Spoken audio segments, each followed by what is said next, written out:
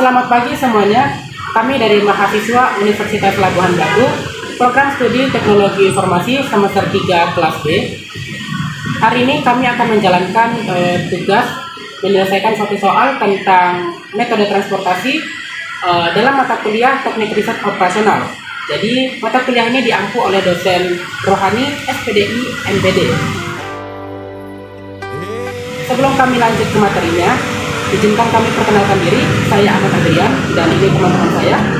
Saya Julianti, saya Fani. Baik, langsung saja kita akan mencoba menyelesaikan salah satu permasalahan tentang metode transportasi dalam teknik riset operasional menggunakan metode Northwest Corner. Metode Northwest Corner atau NWC adalah salah satu metode transportasi yang paling mudah dilakukan, tetapi hasilnya belum tentu optimal. Dalam metode NWC ini, sumber dan lokasi tujuan diurutkan dari sisi kiri ke kanan dan dari atas ke bawah dalam peta data matriks.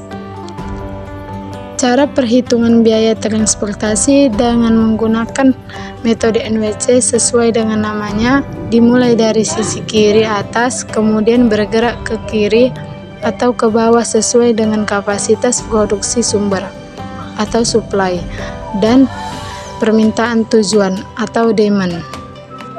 Aturan yang berlaku pada metode NWC ini adalah sebagai berikut.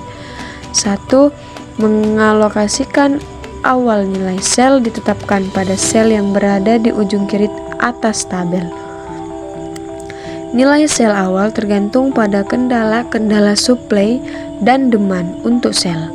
Langkah-langkah dalam menentukan solusi awal dari metode ini yaitu dengan mengalokasikan nilai sebesar mungkin pada sel X11 dengan memperhatikan kendala supply dan demand. Yang kedua, mengalokasikan nilai sebesar mungkin pada sel yang bersebelahan dengan sel X11. 3. Ulangi langkah 2 pada semua kendala terpenuhi. Berikutnya, metode stepping stone. Stepping stone adalah metode untuk menentukan hasil optimal sebagai hasil akhir, di mana stepping stone memperhatikan indeks pada setiap kolom yang kosong. Pada stepping stone, iterasi bisa dilakukan jika terdapat indeks yang bernilai negatif. Cara kerjanya yaitu memperhatikan setiap perpindahan kolom. Pada perpindahan kolom tersebut akan terjadi perubahan nilai plus dan minus yang mempengaruhi kuantitas pada kolom kosong yang akan diisi. Dalam metode stepping stone, solusi akan menjadi optimal jika semua indeks memiliki nilai yang positif. Baiklah, kita akan melihat contoh soal yang ada. Jadi, tentukanlah solusi awal dan solusi akhir dari permasalahan cost transportasi antara pabrik 1, 2, dan 3 dengan gudang A, B, C, D, dan E agar nilai pengeluaran transportasi didapatkan seminimal mungkin.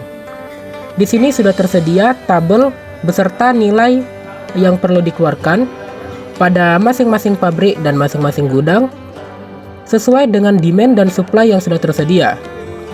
Kita akan langsung melihat bagaimana cara kerjanya. Kita awali dengan membuat tabel baru. Cara mengerjakan tabel tersebut, kita lihat nilai terkecil dari kendala yang ada untuk mengisi sel dengan nilai yang paling sesuai. Kemudian, perhatikan sel kosong paling kiri atas. Kita bisa mengisi nilai sel tersebut dengan melihat angka yang memungkinkan antara supply dan demand.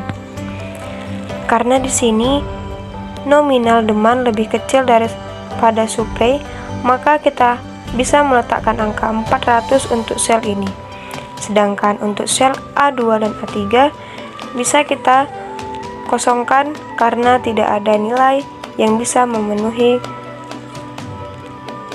Kemudian kita lanjut pada sel B1. Karena supply sudah diambil sebesar 400, maka sisa supply adalah 1600. Kemudian kita perhatikan supply dan demand-nya. nilai demand sebesar 200, sedangkan suplai sebesar 1600. Otomatis, sel B1 diisi dengan nilai 200, sehingga B2 dan B3 memiliki nilai kosong. Kemudian, kita lanjutkan ke sel berikutnya, yaitu sel C1. Karena nilai suplai sudah diambil sebesar 200, maka sisa dari nilai suplai adalah 1400. Lalu, kembali kita perhatikan nilai suplai dan demandnya. Nilai demand 500 dan suplai 1400. Otomatis, sel C1 diisi dengan nilai 500, sehingga C2 dan C3 tidak perlu diisi. Lalu kita lanjutkan ke sel D1. Di sini kita lihat nilai suplai dan nilai demandnya juga. Karena di sini nilai suplai berkurang menjadi 900. Kita lihat dari nilai demand mana yang paling kecil, otomatis nilai 750. Kemudian sel D1 dapat kita isi dengan nilai 750. Untuk D2 dan D3 memiliki nilai yang kosong juga. Kita lanjut ke E1. Sama seperti yang tadi, kita lihat nilai suplai sudah berkurang menjadi 150. Untuk yang terakhir, ini nilai suplainya lah yang paling kecil. Jadi kita tulis untuk sel E1 150. Kemudian kita lihat E2 dan E3-nya belum mencukupi nilai demand. Jadi kita lihat lagi nilai suplai 750 dengan demand 1150. Otomatis E2 diisi dengan nilai 750.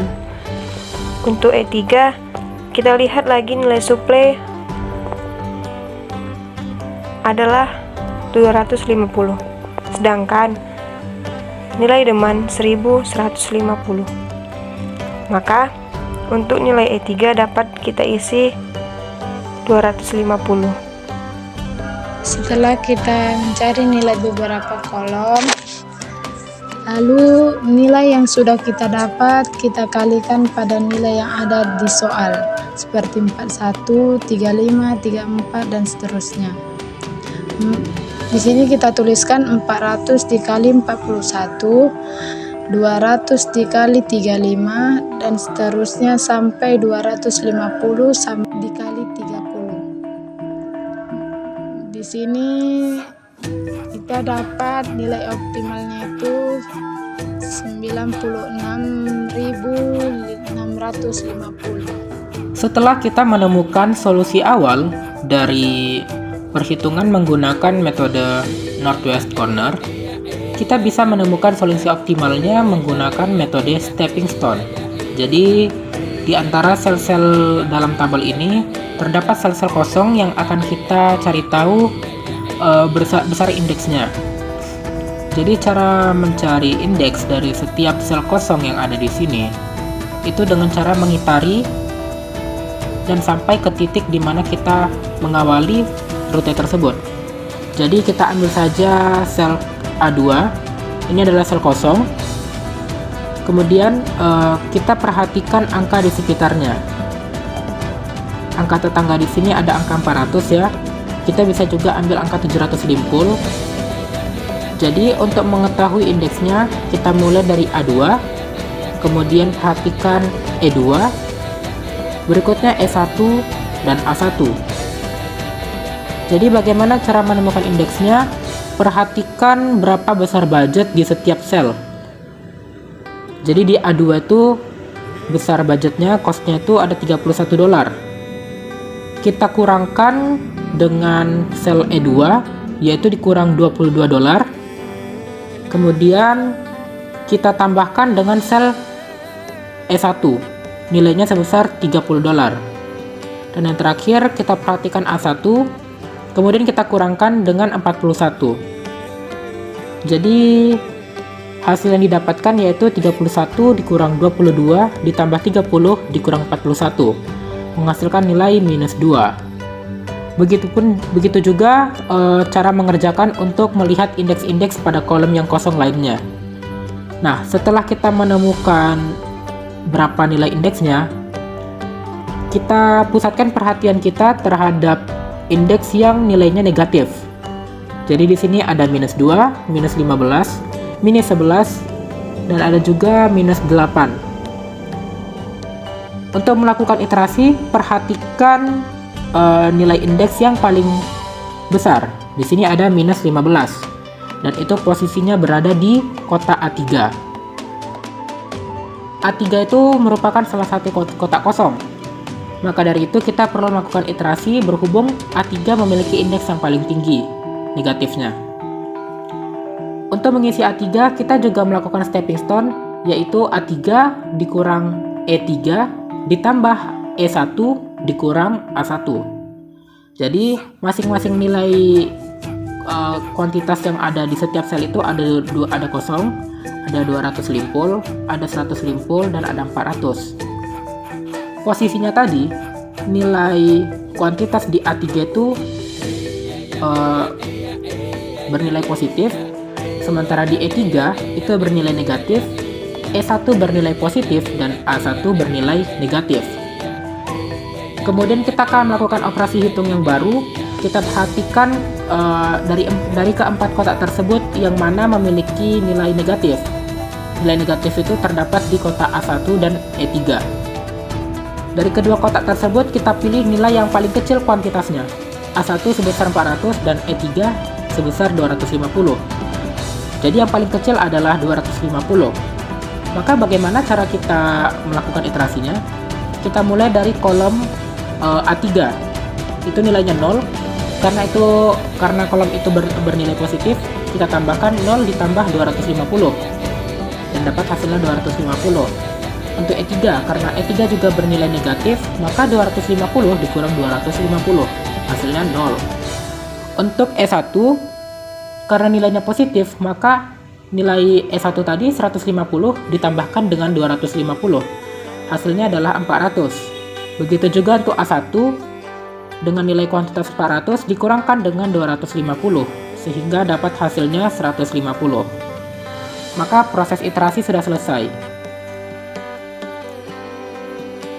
Setelah tahap iterasi pertama selesai, kita ulang lagi cara mencari indeksnya, dan kita harus memastikan bahwa indeks itu sudah positif semua. Jika ada yang negatif, kita harus melakukan iterasi lagi.